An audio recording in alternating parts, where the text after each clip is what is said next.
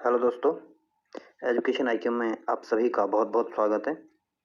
और आज का जो एमसीक्यू का जो पहला क्वेश्चन है वो आपके सामने है। और इन क्वेश्चनों का पहले खुद से सॉल्व करने की कोशिश करना और कमेंट सेक्शन में बताना कि किसके कितने क्वेश्चन सही हुए हैं। तो आपके और अपने वक्त को जाया ना करते हुए सीधे अपने टॉपिक पे आते हैं। तो जो आज का पहला क्वेश्चन एक राज्य जो मंत्री परिषद है उसके संदर्भ में पूछा गया है और आपके सामने जो दो कथन दिए गए आपको बताना है इसमें कौन सा कथन सही है। तो पहला कथन देखते हैं। संविधान राज्य मंत्रिपरिषद के आकार और मंत्रियों के पद को निर्दिष्ट करता है। तो पहला कथन बिल्कुल गलत है, क्योंकि संविधान राज्य मंत्रिपरिषद के आकार और मंत्रियों के पदों को निर्दिष्ट नहीं करता है। और क्योंकि ये सीएम द्वारा समय की अनिवार्यता और परिस्थितियों के आवश्यकता अनुसार इसको निर्धारित किए जाते हैं, लेकिन सीएम सहित मंत्रियों की संख्या 12 से कम नहीं होनी चाहिए। और ये प्रावधान आपके 91वें संविधान संशोधन अधिनियम 2003 में इसको जोड़ा गया था।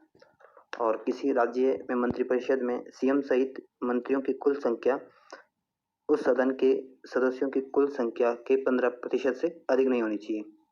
तो 12 से कम नहीं होनी चाहिए और जो उस सदन के जो सदस्य होते हैं उनकी 15% संख्या से अधिक नहीं होनी चाहिए। तो ये ध्यान रखना। दूसरा कथन देखते हैं।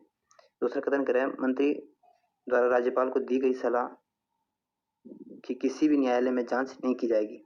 तो दूसरा कथन बिल्कुल सही है। ये कह रहा है कि मंत्रियों ने राज्यपाल को कौन सी सलाह दी है, इसमें किसी भी न्यायालय में इसकी जांच नहीं की जाएगी। तो इस वजह से क्या हो जाता है, दूसरा कथन बिल्कुल सही हो जाता है, क्योंकि इसकी कहीं भी जांच नहीं कर सकते कि मंत्री ने राज्यपाल को कौन सी सलाह दी है और क्या सलाह दी है। तो इस हिसाब से आपका पहला कथन गलत है, दूसरा सही है। तो भी आपका सही आंसर हो जाता है। नेक्स्ट क्वेश्चन है। नेक्स्ट क्वेश्चन की तरफ चलते हैं। नेक्स्ट क्वेश्चन आपके लोक लेखा समिति के संदर्भ में पूछा गया है और आपके सामने 3 कथन दिए गए हैं और आपको ये बताना है इनमें कौन सा कथन सही नहीं है। तो ये भी विशेष कर ध्यान रखना, जहाँ ये पूछे कि सही नहीं है और सही है तो इसका भी जरा ध्यान रखना। तो पहला कथन देखते हैं। पहला कथन कह रहा है कि जो लोक लेखा समिति है की स्थापना भारत सरकार अधिनियम 1919 के प्रावधानों के तहत की गई थी। तो पहला कथन बिल्कुल ठीक है, क्योंकि जो लोक लेखा समिति है इसकी स्थापना 1921 में की गई थी, लेकिन जो भारत सरकार अधिनियम 1919 में आया था इसके प्रावधानों के तहत इसकी स्थापना की गई थी। तो इस वजह से पहला कथन क्या हो जाता है, बिल्कुल सही हो जाता है। दूसरा कथन कह रहा है लोकसभा अध्यक्ष समिति का पदेन सदस्य होता है। तो दूसरा कथन बिल्कुल गलत है, क्योंकि ये लोकसभा का जो अध्यक्ष होता है इसका पद अध्यक्ष नहीं होता, बल्कि जो लोकसभा के सदस्य होते हैं उनमें से किसी एक को इसका अध्यक्ष चुन लिया जाता है। तो इस वजह से दूसरा कथन क्या हो जाता है, गलत हो जाता है। तीसरा कथन देखते हैं। कोई मंत्री समिति का सदस्य नहीं हो सकता। तो जो लोक लेखा समिति है इसका सदस्य कोई भी मंत्री नहीं बन सकता है। तो इस हिसाब से आपका पहला तीसरा कथन तो सही है, दूसरा गलत है। तो ये बोल रहा है कि कौन सा इसमें सही नहीं है। तो दूसरा कथन सही नहीं है, तो डी आपका सही आंसर हो जाएगा, क्योंकि पूछ रहा है कौन सा सही नहीं है। और जो लोक लेखा समिति होती है इसकी स्थापना कब हुई थी, 1921 में हुई थी। और इसका अध्यक्ष कौन होता है, लोकसभा के जो सदस्य होते हैं उनमें से किसी एक को चुना जाता है। और जो अध्यक्ष है इसकी नियुक्ति का अधिकार आपके लोकसभा अध्यक्ष के पास है। और जो लोक लेखा समिति होती है इसका गठन प्रत्येक वर्ष किया जाता है। और लोक लेखा समिति जितनी भी संसदीय समिति है उनमें सबसे पुरानी कमेटी है और इसमें टोटल 22 मेंबर होते हैं। इसमें 7 राज्यसभा से आते हैं और 15 लोकसभा से आते हैं। तो इन बातों का भी आप विशेषकर ध्यान रखना। नेक्स्ट क्वेश्चन की तरफ चलते हैं। नेक्स्ट क्वेश्चन है ये आपके जो सुप्रीम कोर्ट के संदर्भ में पूछा गया है और आपको ये बताना है इसमें जो 2 कथन दिए गए इसमें कौन सा कथन सही है। तो पहला कथन देखते हैं। पहला कथन कह रहा है किसी भी पूर्व संवैधानिक संधि से उत्पन्न किसी भी विवाद पर उच्चतम न्यायालय की सलाह राष्ट्रपति के लिए बाध्यकारी नहीं है। तो पहला कथन बिल्कुल ठीक है। ये कह रहा है कि किसी भी पूर्व अगर संवैधानिक संधि से उत्पन्न किसी भी विवाद में सुप्रीम कोर्ट की अगर सलाह राष्ट्रपति के लिए दी गई है तो ये जरूरी नहीं है कि राष्ट्रपति के लिए बाध्यकारी नहीं है कि राष्ट्रपति इसको माने या न माने। ये राष्ट्रपति के ऊपर डिपेंड करता है, राष्ट्रपति पर ये बाध्यकारी नहीं है। लेकिन जो पूर्व संवैधानिक संधि में कोई अगर विवाद उत्पन्न हो जाता है तो सुप्रीम कोर्ट को राष्ट्रपति को अपनी सलाह देना अनिवार्य हो जाता है। लेकिन राष्ट्रपति उस सलाह को माने ना माने और राष्ट्रपति के ऊपर निर्भर करता है। लेकिन इसके लिए इस वजह से क्या हो जाता है, पहला कथन गलत हो जाता है। नहीं, पहला कथन सही हो जाता है, मतलब बाध्यकारी नहीं है, तो इससे कह रहा है बाध्यकारी नहीं है राष्ट्रपति इसमें। दूसरा कथन कह रहा है राष्ट्रपति यदि व्यापक महत्व की विधि या तथ्य से संबंधित प्रश्न न्यायालय को संदर्भित करता है तो न्यायालय को अपनी राय देना अनिवार्य होता है। नहीं, तो इससे दूसरा कथन गलत है, क्योंकि जब संवैधानिक पूर्व संवैधानिक संधि से उत्पन्न विवाद हो तभी सुप्रीम कोर्ट को राष्ट्रपति को सलाह देना अनिवार्य होती है। लेकिन ऐसे कंडीशन में ये कह रहा है कि राष्ट्रपति यदि व्यापक महत्व की विधि या अन्य तथ्यों से संबंधित हो तो ऐसे कंडीशन में सुप्रीम कोर्ट चाहिए राष्ट्रपति को अपनी सलाह दें या ना दें, इसके लिए वो बाध्यकारी नहीं है, ये अनिवार्यता नहीं है। तो इस वजह से क्या हो जाता है, दूसरा कथन गलत हो जाता है। तो अगर दूसरा कथन गलत है, पहला सही है, तो ए आपका सही आंसर है। नेक्स्ट क्वेश्चन करते हैं। नेक्स्ट क्वेश्चन है ये आपके केंद्र में जो मंत्री होते हैं उसके संदर्भ में पूछा गया है और आपको ये बताना है कि दो कथन दिए, इसमें कौन सा कथन सही है। तो पहला कथन कह रहा है कोई भी व्यक्ति संसद का सदस्य बने बिना मंत्री नहीं बन सकता है। तो पहला कथन बिल्कुल गलत है। कोई सदस्य का संसद का सदस्य भी नहीं है तब भी वो उसका मंत्री बन सकता है, लेकिन उसको 6 महीने के अंदर उस सदन का उसको सदस्य बनना अनिवार्य हो जाता है, अन्यथा उसको अपने मंत्री पद से त्याग पत्र देना होगा। तो इस वजह से पहला कथन क्या हो जाता है, गलत हो जाता है। दूसरा कथन कह रहा है संविधान में मंत्रियों के वेतन और भत्तों का उल्लेख किया गया है। तो दूसरा कथन भी बिल्कुल गलत है। संविधान में कहीं भी मंत्रियों के वेतन और भत्तों का उल्लेख नहीं किया गया है, बल्कि संसद द्वारा इसको निर्धारित किया जाता है। तो इस वजह से क्या हो जाता है ना, पहला और दूसरा दोनों कथन गलत है, तो इस हिसाब से डी आपका सही आंसर है। और जो अनुच्छेद जो 74 है उस जो राष्ट्रपति सलाह देने के लिए क्या होगी, मंत्रिपरिषद होगी। नेक्स्ट क्वेश्चन है ये आपके राज्यसभा के जो सभापति के रूप में पूछा की भूमिका के बारे में पूछा गया है। जो राज्यसभा होता है, राज्यसभा का जो सभापति होता है वो आपके उपराष्ट्रपति होता है और उसकी क्या भूमिका होती है उसके संदर्भ में क्वेश्चन पूछा गया और आपको बताना है इसमें कौन सा कथन सही है।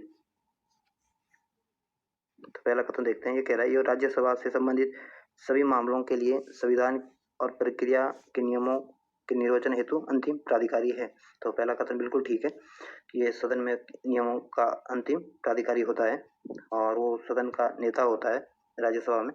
तो इस वजह से पहला कथन क्या सही हो जाता है। दूसरा कथन देखते हैं। उनके विनिर्णय पूर्वधारण बन जाते हैं जो बाध्यकारी प्रकृति के होते हैं। तो दूसरा कथन भी बिल्कुल ठीक है। तीसरा कथन कह रहा है दल बदल के आधार पर वो राज्यसभा के किसी सदस्य के बारे में यह निर्णय करता है कि वो निरह है या नहीं है।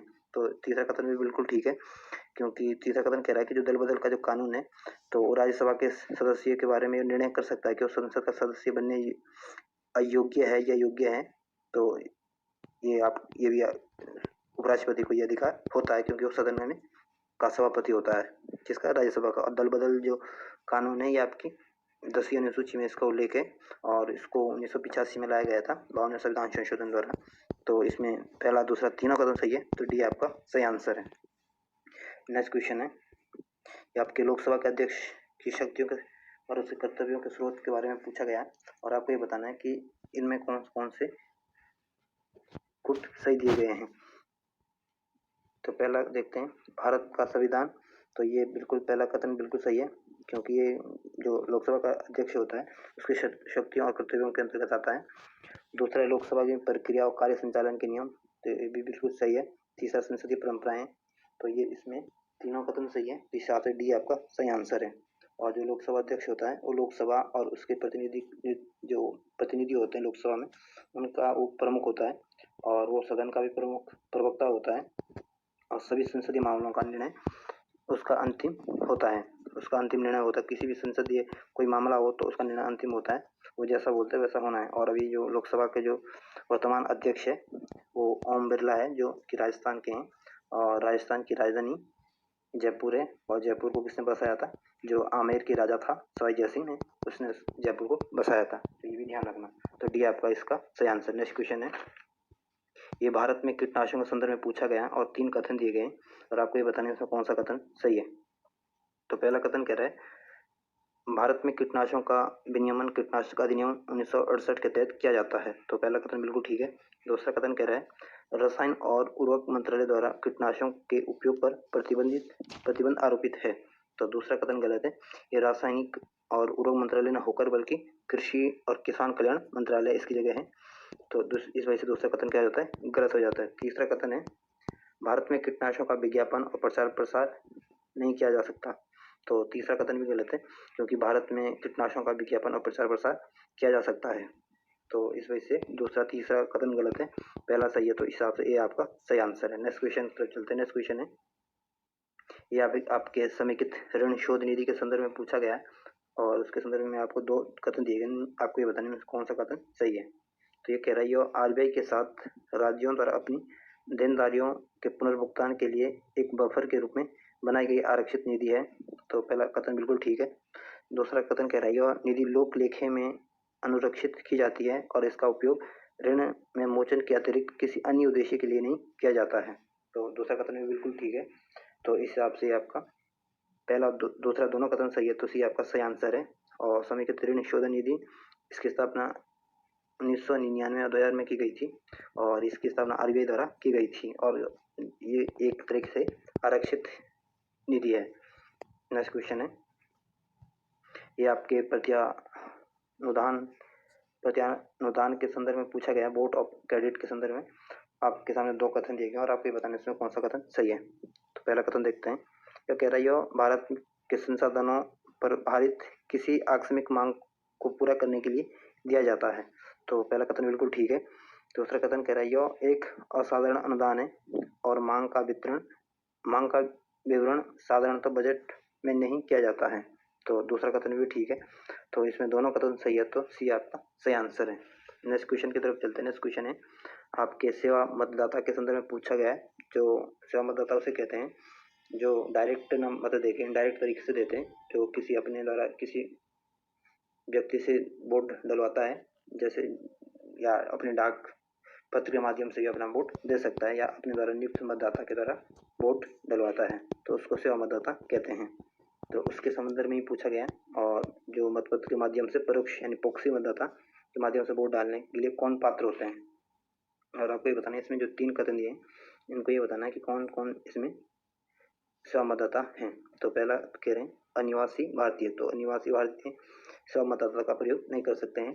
तो इस वजह से पहला कथन क्या होता है, गलत हो जाता है। दूसरा कथन कह रहा है सशस्त्र बलों के सदस्य हैं। तो बिल्कुल ठीक है दूसरा कथन। तीसरा कथन कह रहा है विदेशों में नियोजित भारतीय राजनयिक। तो ये भी बिल्कुल ठीक है। तो इस हिसाब से पहला गलत है, दूसरा तीसरा सही है। तो बी आपका सही आंसर है।